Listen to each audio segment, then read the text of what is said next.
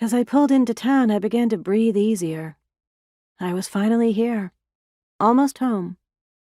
As I passed the city limits sign, I felt something shift, and the anger I had still been carrying seemed to fall away. "Welcome home," the town whispered. "We've missed you." Moonshadow Bay was beautiful, with more parks and woodland areas than it had buildings. The centralized downtown district was fairly dense and compact, and from that inner core, the residential area sprawled out, feathering through the trees and the streams that flowed down to the Salish Sea. While it didn't have all the amenities of a large city, Bellingham was close enough to make up for that. The streets were coated with a light dusting of snow, and everywhere fairy lights shone, sparkling as they wove around the trees and lamp posts and shop windows. Every store seemed decorated and ready for the holidays. And I suddenly felt the tension draining away, out of my shoulders. There was magic in the air. I could smell it as sure as I could smell the snow.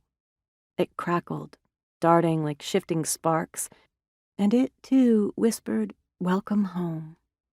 Moonshadow Bay is where you belong." And it truly was, in a way. My great-grandfather, Brian Fletcher, and his wife Colleen had come over from England. The family powers had descended through her.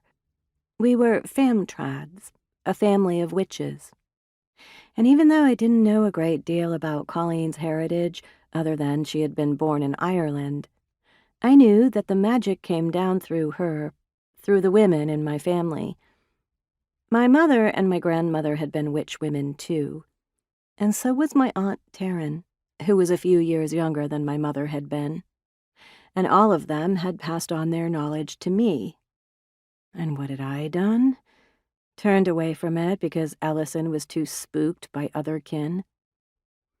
I passed through the main strip, watching the pedestrians strolling along the sidewalks. The stores were open late due to the holidays, and while the streets had been plowed, they were still slippery. I eased along, making sure not to slam on the brakes. As I left the town square and turned the corner on Maple Street, my eyes grew misty. I was only a few blocks away from my house. My parents had left me the house I'd grown up in, but I hadn't been home since they had died, and then I had been so distracted by my grief that I had barely noticed my surroundings. But now, the realization that I was coming home and my mother and father wouldn't be around to greet me ever again hit hard. It didn't matter whether you were 14 or 40, losing your parents cut a deep hole.